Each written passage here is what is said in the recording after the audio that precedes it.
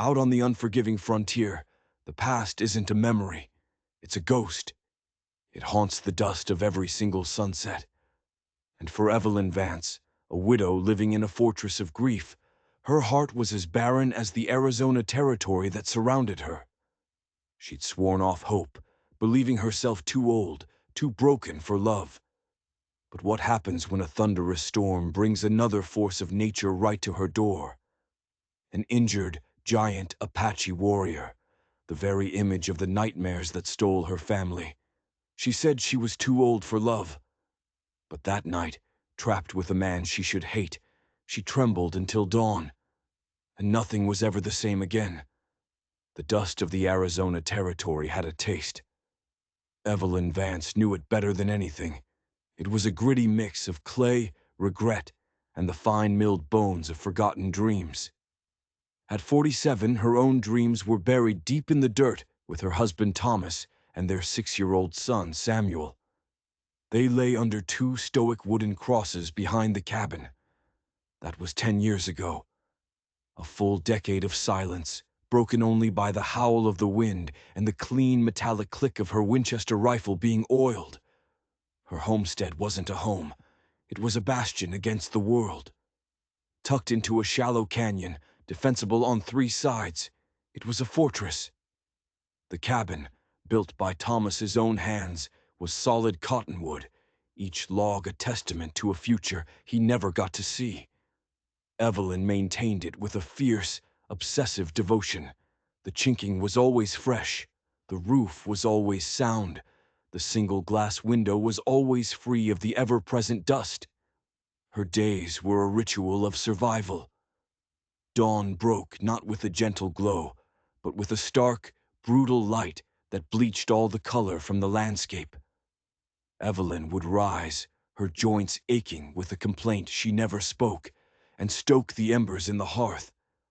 Coffee, black and bitter, was her first comfort. The second was the worn leather chair by the fire.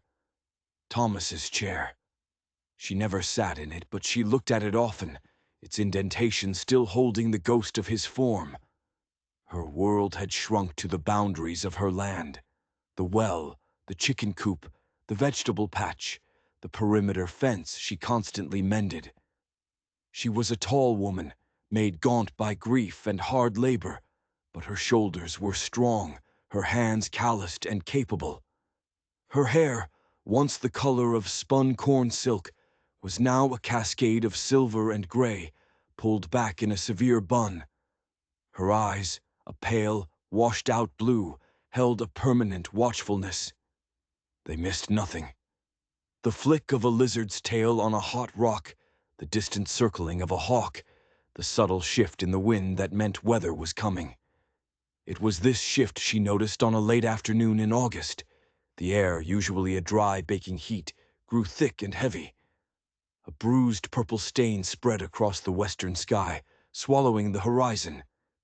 The wind, no longer a playful breeze, began to moan through the canyon.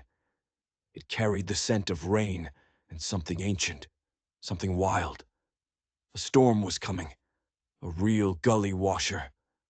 Evelyn worked with grim efficiency. She secured the chickens, latched the heavy shutter over the window, and brought in an extra armload of firewood. Every action was precise, honed by years of solitude. As she worked, her mind drifted back. The raid hadn't come during a storm. It had been a day of searing, cloudless sun. The Comanches had swept down from the north, a whirlwind of violence and noise. Thomas had been in the field, Samuel by his side, learning to be a man. Evelyn had been at the well. She'd heard the screams first. By the time she grabbed the Winchester from its pegs over the door, it was too late. She'd fired a frantic, desperate volley, hitting one of the raiders. But the rest was a blur of smoke, dust, and an agony so profound it had scoured her soul clean of everything but hatred. Ever since, she saw all of them through the same lens of blood and fire. Apache, Comanche, Kiowa, the names were different, but the threat was the same. She was a fair woman in most respects, trading honestly with prospectors, leaving a bucket of water by the trail for thirsty travelers. But her heart harbored a dark, unyielding prejudice born of the worst day of her life. It was a poison she nursed, a shield against the world. As the first fat drops of rain spattered against the roof, Evelyn barred the heavy oak door. The inside of the cabin was cast in shadow, the only light from the hungry flames in the hearth. She sat at her small table, the Winchester across her lap, its cool weight a familiar comfort. The storm broke with the fury of a divine tantrum. Rain fell in solid, blinding sheets. Thunder cracked overhead, a sound so violent it seemed to split the heavens. Lightning turned the world outside into a series of stark, terrifying photographs. She would wait it out. She had waited out blizzards, droughts, fevers. She had waited out a decade of loneliness. A thunderstorm was nothing. She was safe inside her fortress, a fortress of logs and stone, fortified with the impenetrable mortar of her own grief. She believed nothing, and no one could ever breach its walls again. Hours passed, the storm raged. Evelyn must have dozed off, her head resting on the table, the rifle still in her grasp. She was jolted awake, not by thunder, but by a different sound. A heavy, rhythmic thump. Thump, thump against the door. Her heart leaped into her throat. Her knuckles were white on the rifle. It wasn't the sound of a fist. It was too heavy, too desperate. It sounded like a body. "Who's out there?" she called, her voice rough from disuse. The only answer was the roar of the wind and another sickening, wet thump. Her mind raced. A prospector caught in the flood. An outlaw seeking shelter. Her finger found the trigger. She would not be a victim again. Never again. Slowly she rose and moved to the door, pressing her ear against the wood. She could hear ragged, labored breathing on the other side. A groan, low and guttural. It was a human sound, a sound of suffering. The part of her that was Thomas's wife, Samuel's mother, the woman who had once known compassion, warred with the hardened survivor who trusted no one. Cursing her own weakness, she slid the heavy bar back. The wind ripped the door from her hand, slamming it open against the interior wall. And there, framed by the maelstrom, was her nightmare made flesh. He was enormous, collapsing onto her threshold, half in and half out of the rain. An Apache. His long black hair was matted with rain and blood. His buckskin shirt was torn, revealing a broad muscular chest slick with water. A deep, ugly gash ran down his temple, and his left leg was bent at an unnatural angle. Even in his collapsed state, his sheer size was intimidating. He was a giant, a mountain of a man. For a heartbeat that stretched into an eternity, Evelyn stood frozen, the rifle raised. The face of the Comanche who had killed her son flashed in her mind's eye. It was the same high cheekbones, the same proud aquiline nose, the same copper skin. "Kill him," the ghost of her grief whispered. "Finish it." But then the man's head lolled to the side. His eyes, dark and deep-set, fluttered open and met hers for a fleeting second. They held no malice, no threat, only a vast, bottomless ocean of pain. And then they closed. The rain poured in, soaking the floorboards. The wind howled like a banshee. And Evelyn Vance, the woman who had sworn to hate his kind until her dying breath, found herself making a choice. She let out a ragged breath, lowered the Winchester, and leaned down to grab the giant Apache and drag him out of the storm. The fortress walls had just been breached. The man was a dead weight, a colossal burden of muscle and bone. Grunting with the effort, Evelyn hooked her arms under his, her boots slipping on the wet floorboards. She strained every sinew in her body, her muscles screaming in protest as she dragged him fully inside, away from the driving rain. With a final, desperate heave, she got him clear of the threshold and slammed the door shut, barring it against the raging storm. The sudden silence, broken only by the crackling fire and the man's shallow breathing, was deafening. He lay sprawled on her floor, a puddle of rainwater and blood forming around him. In the flickering firelight, he seemed even larger, a fallen titan from a savage world she wanted no part of. His face, though streaked with mud and blood, was powerfully sculpted. A strong jaw, a mouth that looked as though it had been set in a firm line for a lifetime, and lines of hardship etched around his eyes. He looked to be in his early 40s, a man in his prime, brought low by whatever violence had found him in the storm. Evelyn's hands trembled. The Winchester felt heavy, useless. Her first instinct, a cold, hard knot of self-preservation, screamed at her to leave him, to let nature take its course. He was an Apache. He was the enemy. To help him was a betrayal of Thomas, of Samuel. Their faces swam before her eyes, pale and accusatory. But then she saw the gash on his temple again. It was deep, oozing blood that trickled down to Matt in his thick black hair. His leg. She could see the sharp, unnatural angle of his shin through the torn buckskin. A clean break. Without help, he would die of the fever from his wounds, or a wolf would find him before dawn. And another memory surfaced, one she hadn't allowed herself to recall in years. Thomas, his leg broken after a fall from a horse, his face pale with pain, looking at her with complete trust as she'd set the bone. "You've got the strongest hands and the softest heart of any woman in this territory, Evelyn," he had said, gritting his teeth. The soft heart had long since petrified, but the strong hands remained. With a sigh that sounded more like a curse, she leaned the rifle against the wall, well within reach, and knelt beside the stranger. Her touch was hesitant at first, clinical. She pressed her fingers against his neck, feeling for a pulse. It was there, thready but steady. He was unconscious, but alive. First, the head wound. She went to her stores, her movements jerky and uncertain.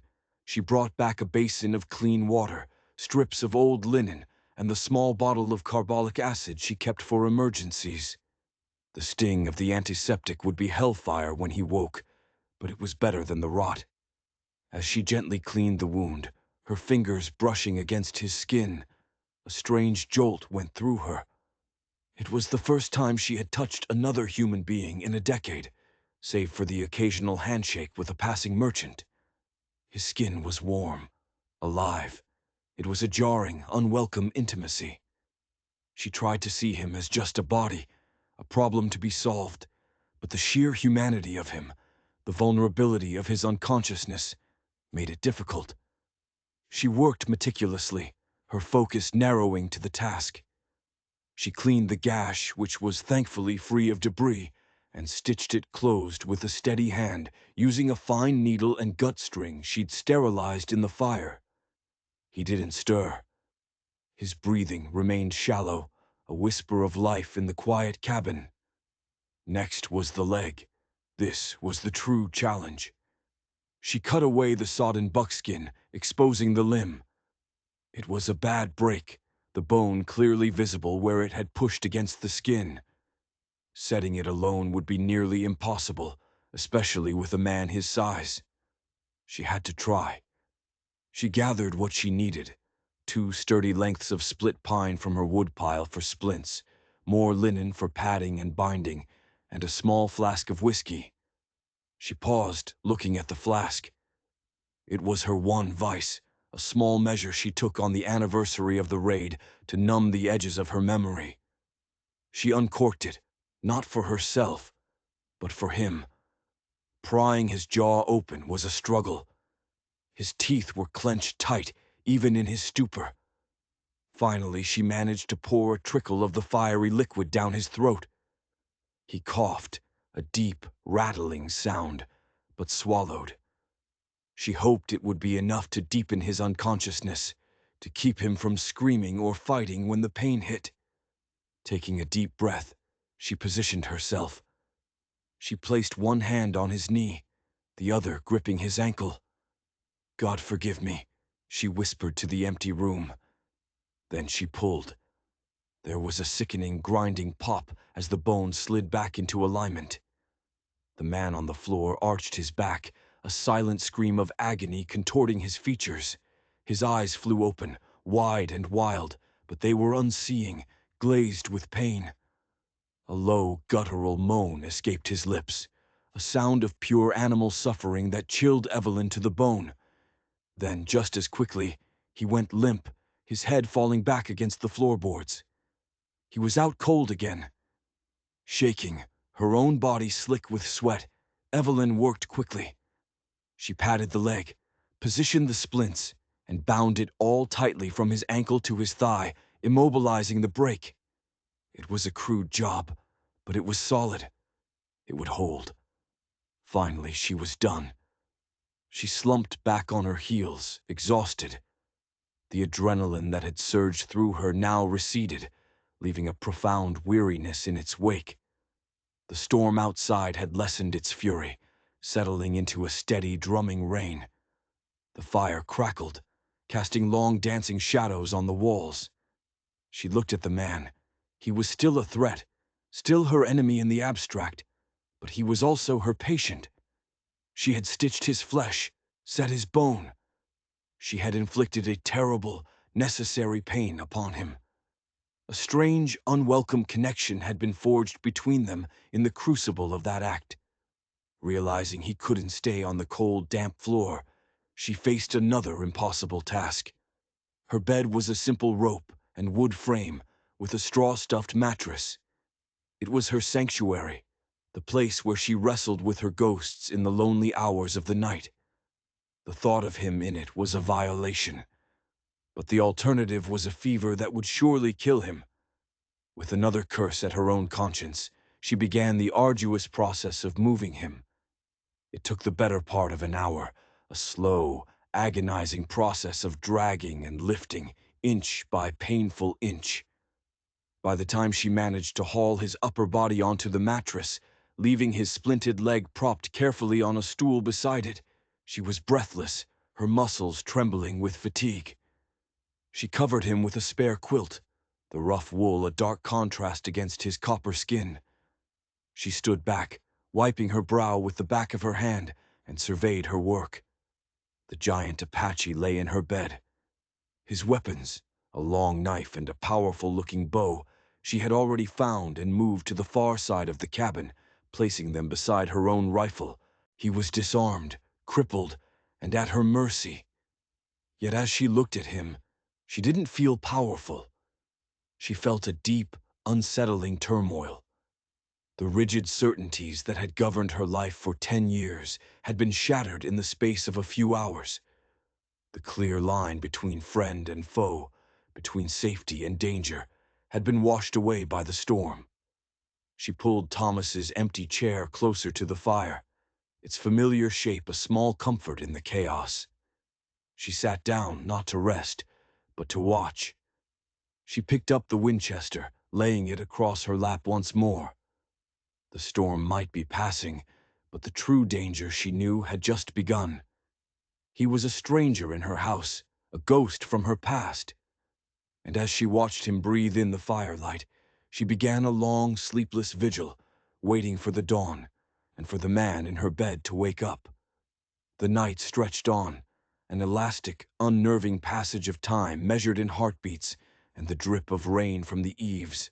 The storm had rumbled its way east, leaving behind a world washed clean and eerily silent. Inside the cabin, the only sounds were the soft hiss of the fire and the stranger's breathing, a slow, rhythmic cadence that seemed to anchor the silence. Evelyn did not move from Thomas's chair.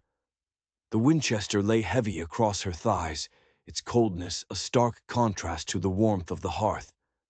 Her gaze was fixed on the man in her bed. Sleep was an impossible luxury.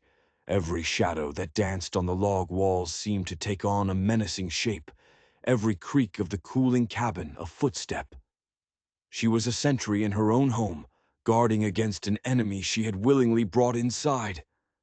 The initial shock and adrenaline had worn off, replaced by a churning sea of conflicting emotions. The raw, visceral hatred she had nurtured for a decade was still there, a hard, bitter stone in her gut. She looked at his profile, silhouetted by the fire, and saw the faces of the men who had destroyed her world.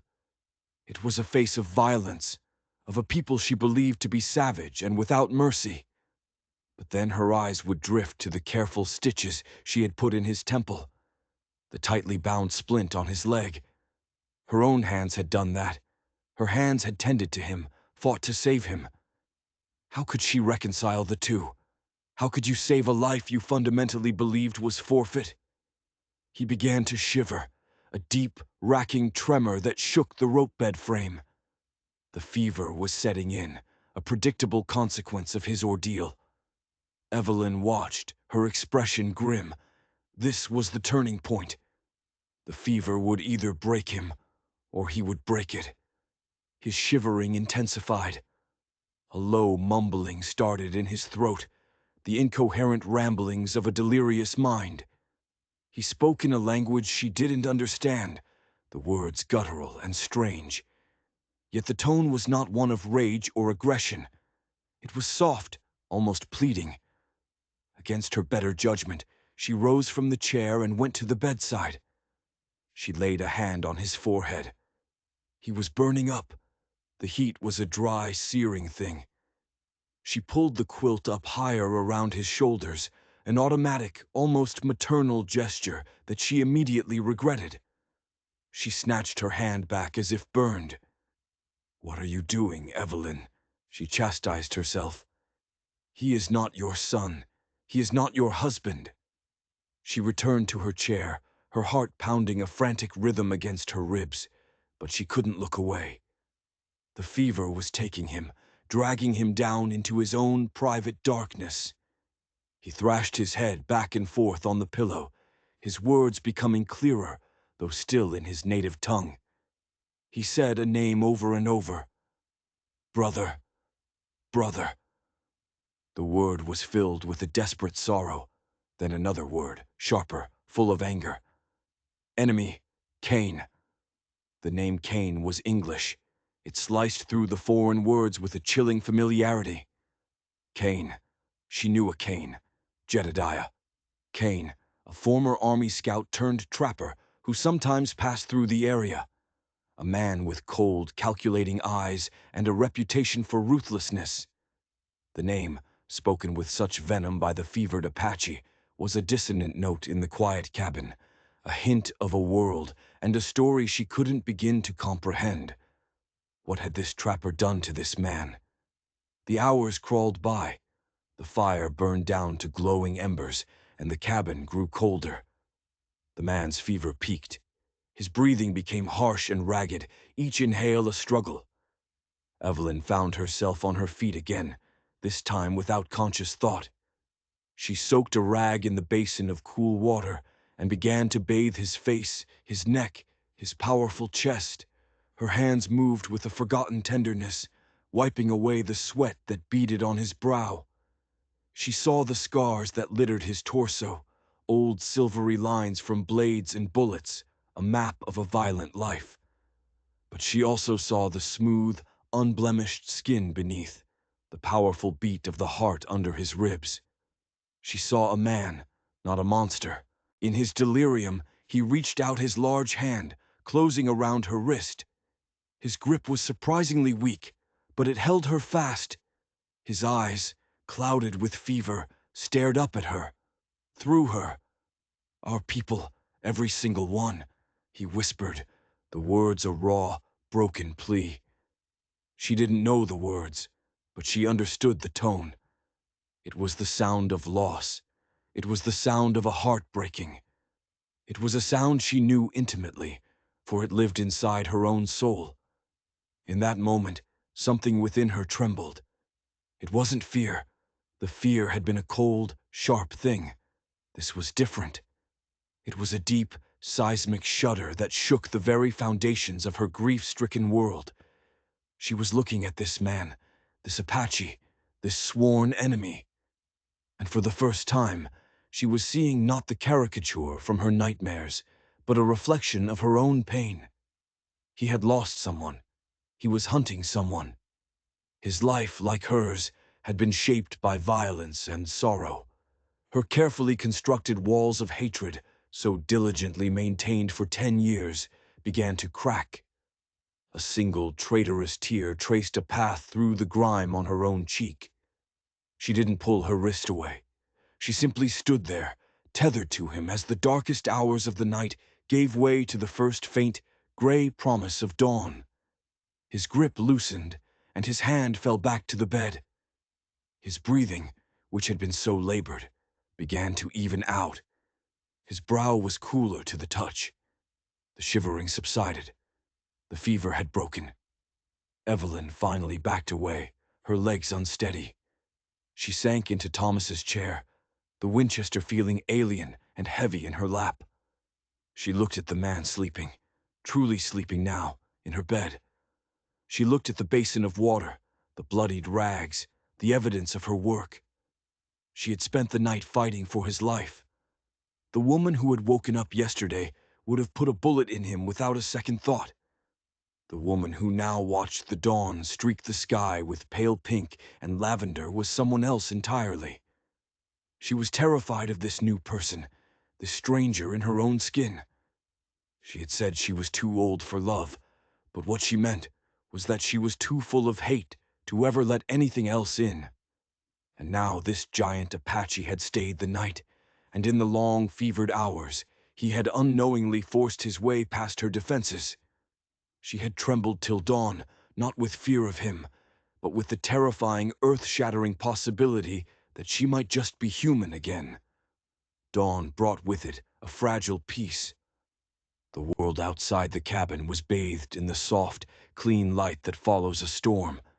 The air smelled of wet earth and sage. Inside, the peace was more tenuous, a thin sheet of ice over a deep, dark lake of uncertainty. The Apache woke slowly. His eyes opened, not with a sudden start, but with a gradual awareness. They were dark, intelligent, and for the first time, clear. They scanned the cabin's interior, the hearth, the table, her rifle leaning against the wall, and finally, they settled on her. Evelyn sat motionless in her chair, a cup of coffee held in her hands, her knuckles white. She had been watching him for an hour, waiting for this moment. Her fear had returned, a more rational, calculated fear than the blind terror of the night before. He was awake. He was a man. He was an Apache. For a long moment, neither of them spoke. The silence was a conversation in itself, fraught with questions and suspicions. His gaze was unnervingly direct, taking in her worn dress, her weary face, the rifle that was never far from her reach.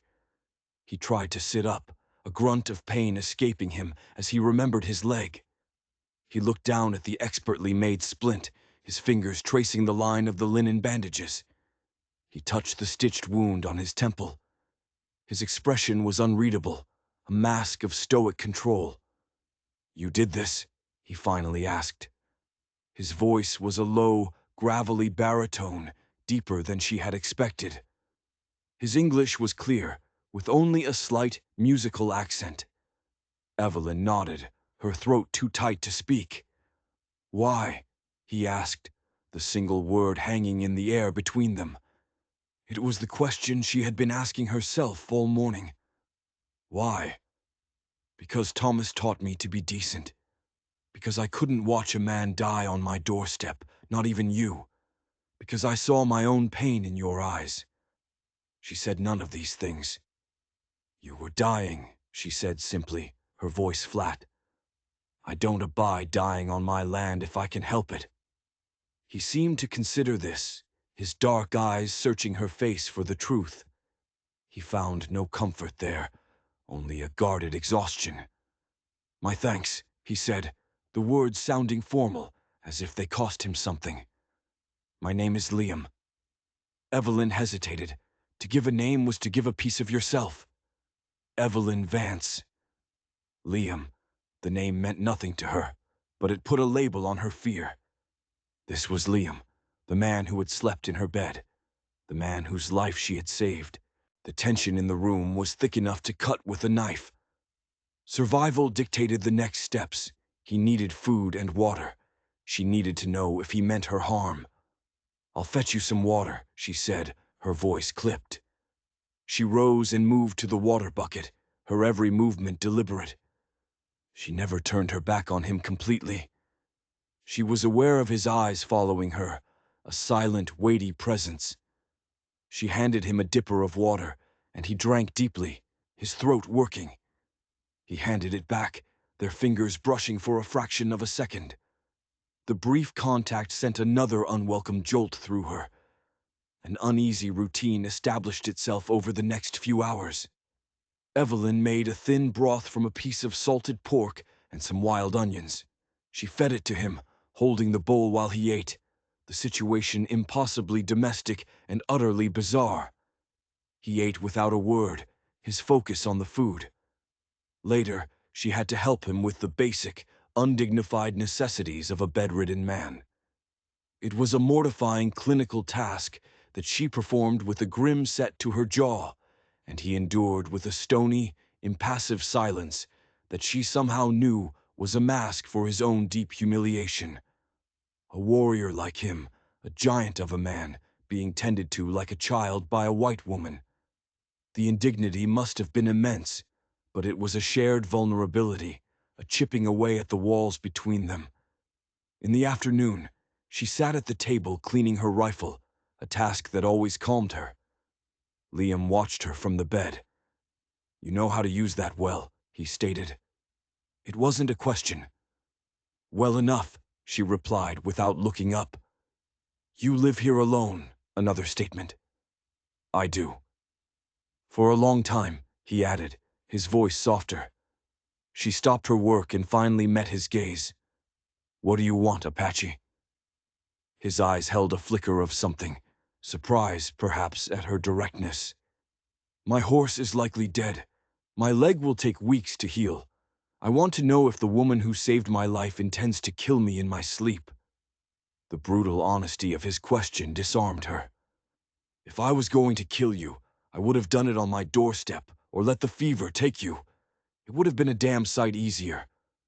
A fragile truce seemed to settle with her words. The immediate threat of violence receded, replaced by a complex curiosity. "The storm," he said, looking towards the now shuttered window. "It threw my horse. I broke my leg in the fall. I saw your light." "Lucky for you," she said, her tone laced with an irony she couldn't suppress. "Perhaps," he conceded. He was quiet for a long time before speaking again. "The name you heard me say. Kane. Jedediah Kane. Do you know him?" Evelyn's blood ran cold. "I know of him. He passes through sometimes. A hard man." Liam's expression darkened, his jaw tightening. "He is more than a hard man. He is a snake, a coyote, a liar who walks in the skin of a man. He trades whiskey and faulty guns to young warriors, pushing them to raid. He profits from the blood of your people and mine." Evelyn stared at him, the pieces clicking into place. The Comanche raid, the suddenness of it, the ferocity. There had always been rumors of white men stirring up trouble, selling weapons, fanning the flames of conflict for their own gain. "Kane betrayed my family," Liam continued, his voice low and guttural with a barely controlled rage. "He led soldiers to a peaceful camp, my brother's camp, under a flag of truce. They were slaughtered. My brother, his wife, his children. I was away hunting. I was the only one left. I have been hunting Kane for 2 years." The story hit Evelyn like a physical blow. Slaughtered families, children. It was her own story mirrored back at her from the eyes of the man she was supposed to hate. The grief she had guarded so jealously that she thought was hers alone was suddenly a shared burden. The world, which she had seen in stark black and white, was dissolving into shades of gray. "He was the reason I was out in that storm," Liam finished, his voice strained. "I was close. I had his trail. Then the sky fell." Evelyn looked at Liam, truly looked at him, and saw past the Apache warrior. She saw a man hollowed out by loss, driven by a quest for justice, a man just like her. Only his weapon was a bow and knife, and his hunt was for a living man, not for a peace that would never come. She rose and walked to the hearth, adding a log to the fire. The action was mundane, but it felt significant. It was an act of stoking warmth, of maintaining the shelter she had provided him. "When your leg is healed," she said, her back still to him, "this Kane, where will you look for him?" "He has a cabin he uses for trapping, 2 days' ride north of here in the foothills of the Bradshaws," Liam answered, a note of surprise in his voice. Evelyn turned to face him, her expression grim. "Then you'd best get your strength back, Liam, because the Bradshaws are a hard country to travel in, especially for a man alone." It wasn't an offer of help, not yet. But it wasn't a threat either. It was an acknowledgement, a recognition of a shared enemy, a shared pain. In the quiet of the cabin, with the storm-washed world outside, a fragile truce had been struck, born not of trust, but of a common wound. And as Evelyn looked at the man in her bed, she realized with a jolt that his enemy might be the key to the ghosts that haunted her own past. 3 days passed in a strange, suspended reality. The cabin became a world unto itself, governed by a new, unspoken rhythm. Evelyn tended to Liam's needs, and in return, he offered a quiet, unobtrusive presence that was, to her astonishment, not entirely unwelcome. The suffocating silence she had lived in for a decade was now filled with the soft sounds of another human being. His breathing in the night, the rustle of the blanket as he shifted his weight, the low murmur of his voice when they spoke. Their conversations were sparse, practical. He told her how to find a particular root by the creek bed that, when mashed into a poultice, would help reduce the swelling in his leg. She, in turn, described the movements of the deer herds in the canyon. They were like two weary animals circling each other, learning scents and habits, establishing a territory of mutual respect. Evelyn found herself watching him. She watched his hands, large and scarred, as he painstakingly sharpened his knife with a whetstone she had given him. There was a precision and patience in his movements that spoke of a deep, ingrained discipline. She saw the way his eyes would follow a bird flying past the open doorway, a flicker of a wild, untamed spirit that no injury could quench. One afternoon, he asked about the small, faded photograph on the mantelpiece. It was the only one she had, a stiff, formal portrait of Thomas, herself, and Samuel, taken by a traveling photographer a year before the raid. "My family," she said, her voice catching slightly. "My husband, Thomas, and my son, Samuel." Liam looked at the photo for a long time, his expression somber. "He has his mother's eyes," he said quietly, referring to the ghost of the little boy in the picture. His simple observation, his acknowledgement of Samuel as a person and not just a part of her tragedy, undid her. She turned away, busying herself at the hearth, but not before he saw the shimmer of tears in her eyes. He said nothing more, a respectful silence that she was more grateful for than any empty words of comfort. The fortress was crumbling, stone by stone. On the 4th day the shadow fell. Evelyn was outside, hanging some laundry on a line strung between 2 pines. The sun was warm on her back, and for the first time in as long as she could remember, she had felt a flicker of something akin to peace. The world felt less empty. The sound of an approaching horse made her freeze. It was a single rider, coming down the trail at a steady, unhurried pace. Her hand went instinctively to the small pistol she now wore tucked into her waistband. She watched as the rider came into view, and a cold dread washed over her. It was Jedediah Kane. He was a man who seemed to have been carved from gristle and prejudice, lean and wiry with a face of sun-cured leather and pale, colorless eyes that seemed to miss nothing and value nothing. A greasy, thin-lipped smile played on his mouth as he saw her. "Well now, if it ain't the widow Vance," he called out, his voice a raspy drawl. He reined in his horse a respectful distance away, a gesture that was at odds with the predatory gleam in his eyes. "Been a while. You're looking sturdy." "Kane," Evelyn said, her voice flat and cold. "What do you want?" "Just passing through. Got word there was a buck Apache seen in these parts. Big fella.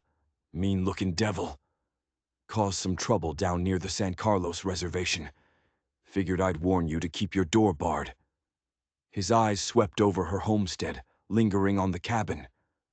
"Seems a lone woman like you could use a man's protection." The veiled threat was unmistakable. Every nerve in Evelyn's body screamed. He was hunting Liam. He had tracked him here.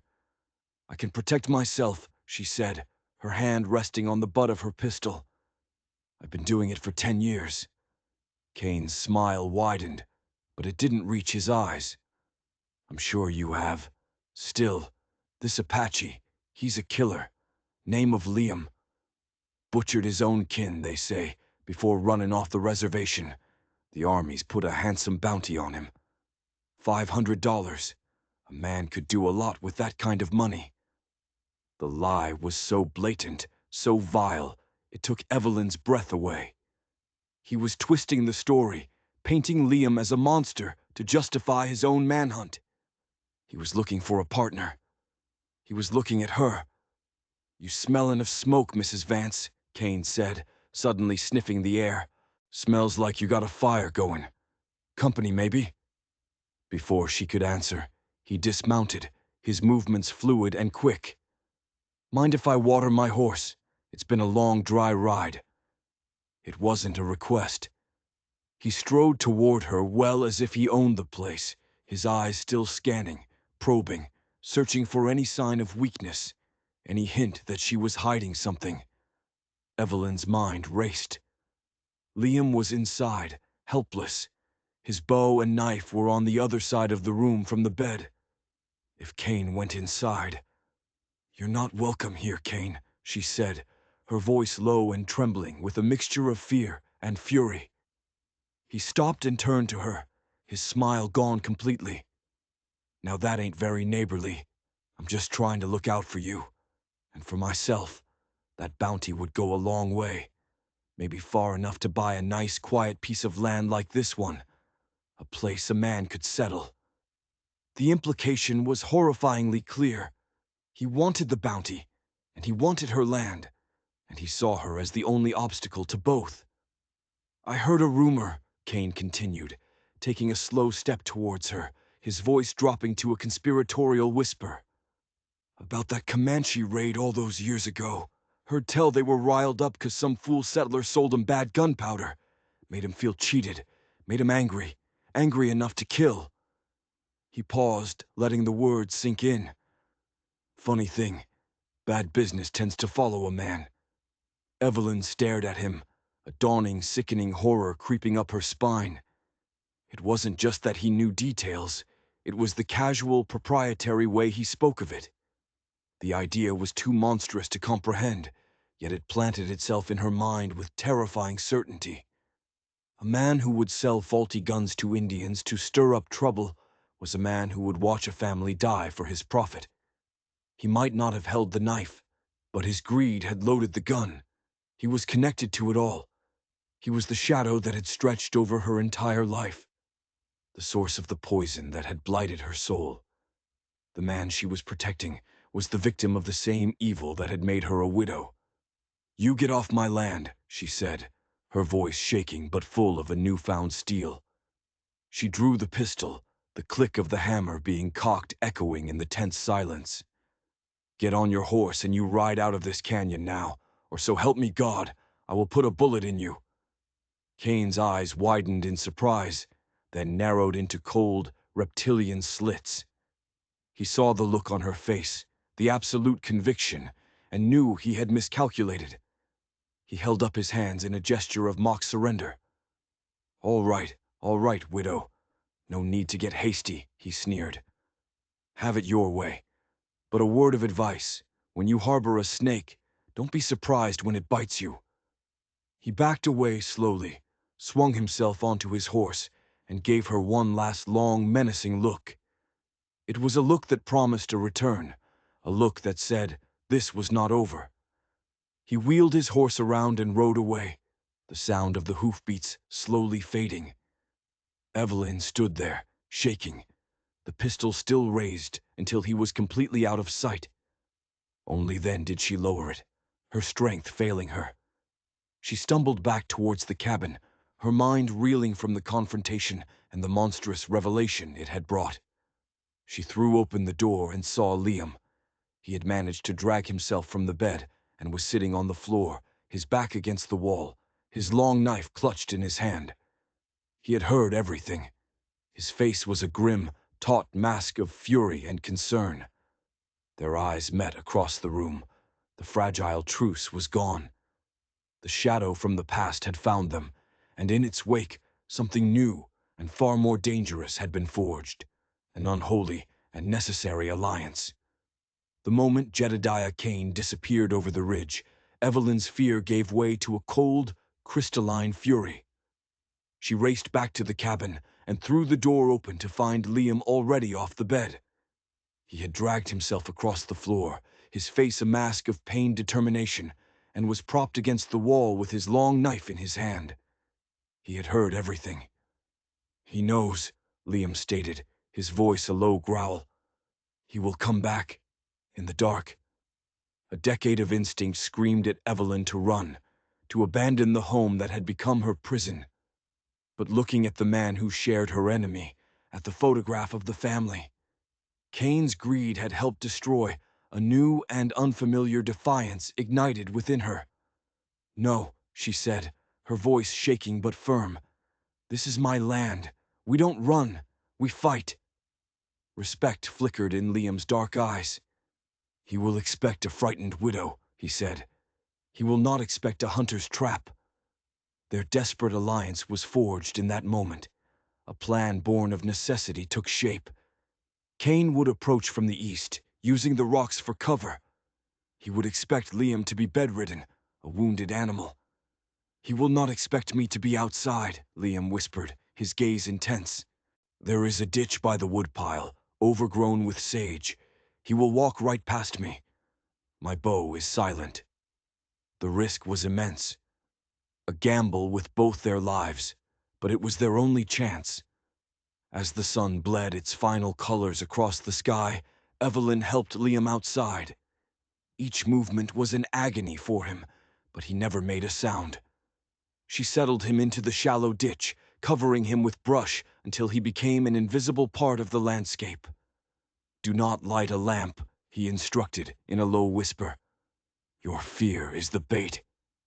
Returning to the cabin, Evelyn barred the door and sat in the suffocating darkness, the Winchester heavy in her lap. The waiting was a torment. Every hoot of an owl, every rustle of the wind was the sound of approaching death. She sat perfectly still, the bait in the trap, her life now wholly in the hands of the man she had saved. Hours later, after the moon had set, a shadow detached itself from the rocks. It was Kane, moving with a predator's stealth, his rifle held at the ready. He crept closer, confident and silent, making for the cabin window. He passed the woodpile, oblivious to the eyes watching him from the sage. Evelyn held her breath, her heart a frantic drum against her ribs. Now, she prayed. There was no sound, only a sudden, violent lurch from Kane. He dropped his rifle with a clatter as his hands flew to his throat, where the feathered shaft of an arrow now protruded. He stumbled forward, a choked, gurgling cry escaping his lips, his eyes wide with a final, shocked understanding. Then he crumpled into the dust and lay still. The silence that followed was absolute. After a long moment, Liam pulled himself from the ditch, using his bow as a crutch. It was over. The dawn that followed was not a relief, but a summons to a final grim task. Evelyn took up a shovel, her face in a motionless mask, and began to dig a grave far from the crosses of her husband and son. While she worked, Liam searched Kane's belongings, finding only a few coins and the crumpled bounty notice for his own head. He tossed it aside like the trash it was. Together they rolled the body into the earth without a word or a prayer. As Evelyn filled the hole, she felt as if she were burying the last 10 years of her own bitter hatred along with Kane. When it was done, she walked back to the cabin, feeling hollowed out, ancient. Liam followed, his quest for vengeance complete, leaving him adrift. Inside, the oppressive tension was gone, replaced by a vast, uncertain quiet. "What now?" Evelyn asked the silent room, the question aimed as much at herself as at him. "Where will you go?" Liam leaned against the doorframe, his journey at its end. "My people believe I am a ghost. The white world sees me as a killer. I have no tribe, no home." His dark eyes swept the small, sparse cabin. "For these few days, this has been my home." Her heart, a muscle she'd thought atrophied from disuse, clenched painfully. The cabin had been her fortress of grief, a monument to her loss. But with him here, it had begun to feel like a shelter again. The words came out before she could stop them. "You can stay until your leg is healed." It was a practical offer, but they both heard the deeper meaning beneath it. He looked at her, truly seeing the profound loneliness she had cloaked in strength. "And after my leg is healed," he asked softly. The future she had refused to imagine for a decade suddenly stretched before her. It could be empty, as it had been, or it could be something else. The mantra she had repeated for years, "I'm too old for love," felt like a flimsy excuse. This wasn't the foolish passion of youth. It was a companionship of survivors, a quiet understanding between two scarred and weary souls. Evelyn met his gaze, her own fear and hope warring within her. "After your leg is healed," she said, her voice steady and clear, "we'll see what the sunrise brings." It was not a promise, but a possibility. For the first time, a slow, genuine smile touched Liam's lips, transforming his stern face. "I will wait for the sunrise with you, Evelyn Vance," he said. And in that quiet moment, Evelyn knew the long night was finally over, and she was no longer afraid of the dawn. And so, in the heart of a territory that had taken everything from them, Evelyn Vance and the Apache warrior named Liam began to build something new from the ruins of their lives. Theirs was not a story of fairy tales or grand passion, but something deeper, truer. It was a story of courage, of letting go of hate to make room for healing. It proves that the bravest thing a person can do is to open their heart one more time, even when they believe it's too old or too broken to ever feel again. Their mornings were no longer about mere survival, but about sharing a cup of coffee, mending a fence together, and facing whatever the sunrise brought, side by side. If Evelyn and Liam's story of courage and unexpected love moved you, please show your support. Hit that like button to let us know you enjoyed the journey. Share this story with someone who appreciates tales of the untamed West and the untamed human heart. And most importantly, subscribe to our channel for more stories like this one. Click the notification bell so you never miss a new chapter from the pages of history. Thank you for listening.